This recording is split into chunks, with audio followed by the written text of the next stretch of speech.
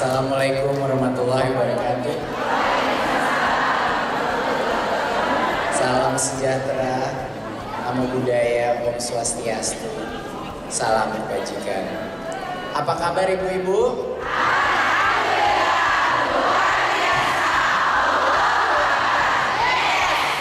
Wow, luar biasa. Terima kasih yang terhormat Profesor Netri Herawati, Ketua Umum Himpaudi, Ibu Gurmawirta Fasli Jalal, Penasehat Himpaudi dan Dirjen PAUD dan Dikmas, pengurus Himpaudi pusat dan daerah. Luar biasa. Sudah berapa hari di sini? Aduh. Saya ada pengakuan, ibu-ibu. Saya ini guru PAUD.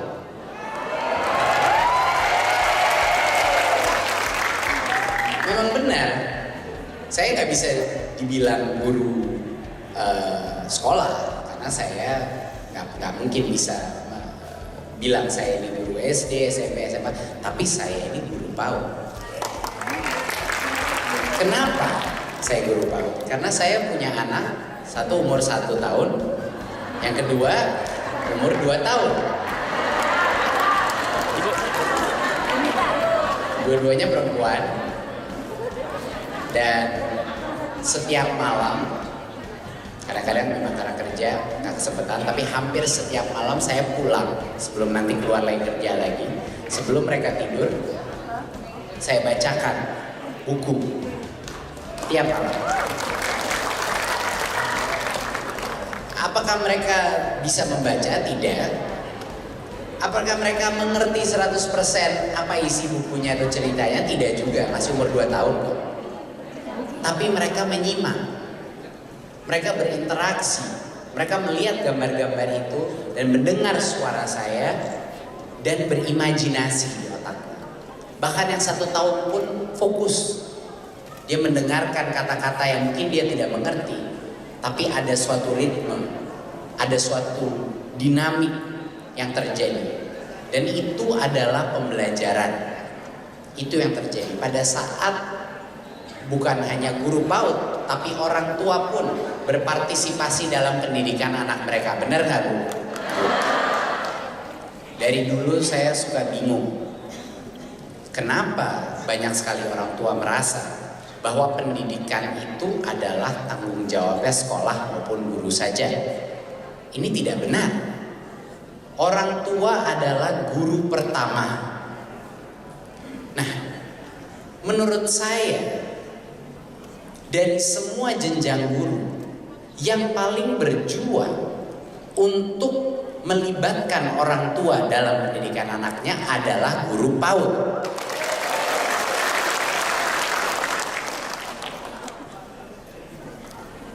Saya suka membayangkan alangkah hebatnya negara ini kalau lebih banyak orang tua bersikap seperti pendidik atau seperti guru, dan lebih banyak guru bersikap seperti orang tua.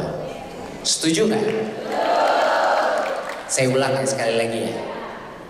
Alangkah majunya Indonesia kalau lebih banyak orang tua lebih seperti guru dan lebih banyak guru seperti orang tua. Dari semua guru, siapa guru yang paling seperti orang tua? Guru PAUD.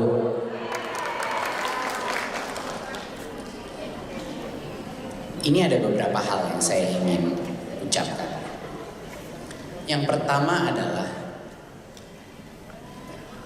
pendidikan masa dini, pendidikan PAUD itu yang punya dampak terbesar terhadap manusia. Investasi pendidikan yang baik di awal jenjang murid, yaitu di golden years itu ya, 0 sampai 5 tahun, itu yang berdampak paling besar terhadap masa depan anak itu. Itu harus diyakini, dan kami di Kemendikbud mulai meyakini ini karena researchnya sangat kuat. Buktinya sangat kuat.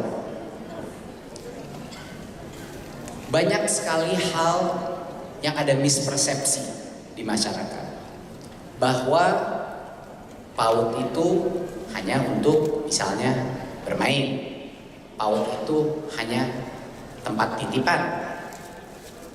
Ada juga grup yang mengira bahwa PAUD itu harusnya fokusnya hanya calistung saja, dan itulah yang terpenting.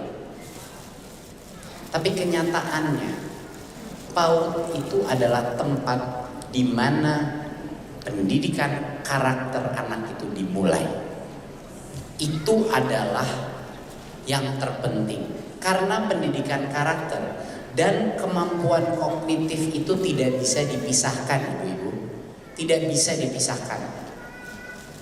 Kalau anak itu dibentuk dengan disiplin yang baik, dengan etika yang baik, dengan moralitas yang baik, dengan kemampuan kerukunan dengan sesama murid, dengan guru dan orang dewasa, dia bisa mempelajari semua hal di masa depannya.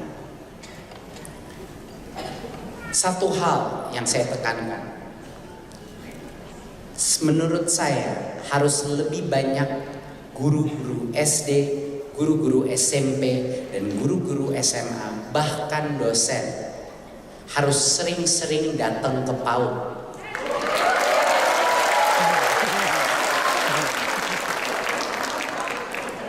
Kenapa saya bilang itu? Aneh kok, kenapa ke PAUD? Karena menurut saya pembelajaran pedagogi untuk menjadi guru yang baik itu paling terlihat di tingkat PAUD. Kenapa? Karena di tingkat PAUD guru itu tidak bisa menyembunyikan kompetensinya. Bener nggak? Sama anak umur 4, umur 3, umur 5, ya kalau nggak didengerin ya anaknya kabur, ya kan, main-main sendiri di pojok. Kemampuan mengengage, kemampuan berinteraksi kepada anak PAUD itu suatu hal yang luar biasa sulitnya dan kompleksnya. Dan tantangan yang luar biasa itu dilaksanakan sama guru-guru PAUD senusantara Indonesia tiap hari, tapi disebut itu adalah tugas yang lebih mudah daripada guru-guru jenjang tingginya, dan itu tidak benar. Menurut saya itu yang tersulit malah menjadi guru PAUD. Lalu saya bilang kenapa mereka harus belajar dan masuk ke dalam kelas PAUD? Karena menurut saya banyak ilmu-ilmu dari guru PAUD yang hilang pada saat guru itu mengajar anak-anak yang sudah lebih dewasa. Banyak hubungan kebatinan yang sudah tidak lagi dilanjutkan pada saat anak itu sudah lebih tua. Hubungan kebatinan, konsep bermain tiba-tiba hilang di jenjang berikutnya. Kenapa? Padahal pembelajaran anak, kemampuan anak bekerja sama, kemampuan anak untuk senang belajar, itu hubungannya dengan bermain luar biasa pentingnya. Jadi konsep bermain itu adalah cara anak-anak itu belajar secara kelompok. Dan itu hal yang luar biasa pentingnya dan harus terus kita perjuangkan. Konsep belajar dengan bermain. Dan itu siapa lagi yang memperjuangkan selama ini? Ya guru PAUD.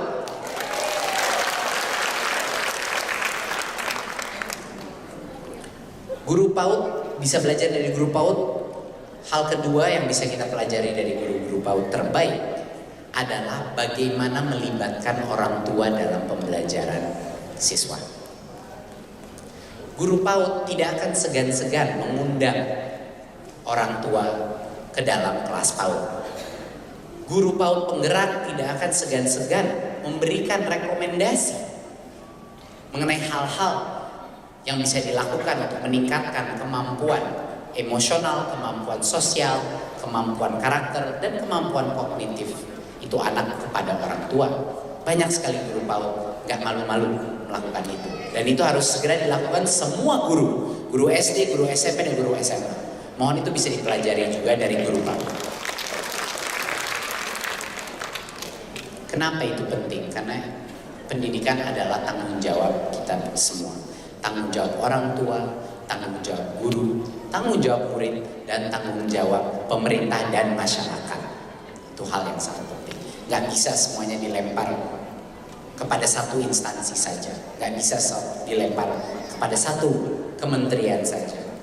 Semua harus berkroyok untuk menjadikan konsep Merdeka Belajar dan SDM Unggul se-Nusantara.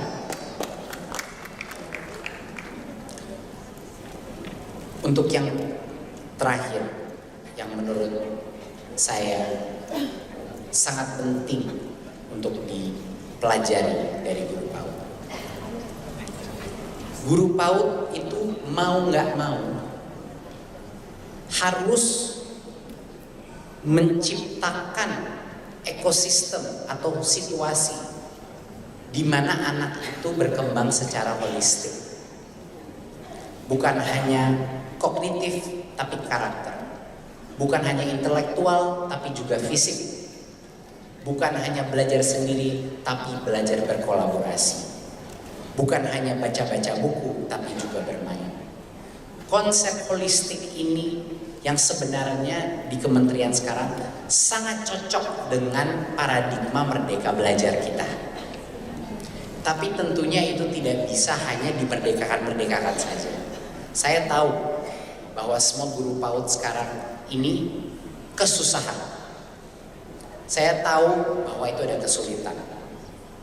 Saya tahu dari sisi status, dari sisi pembiayaan, dan berbagai macam aspek ada kesulitan-kesulitan, dan itu sudah disadari.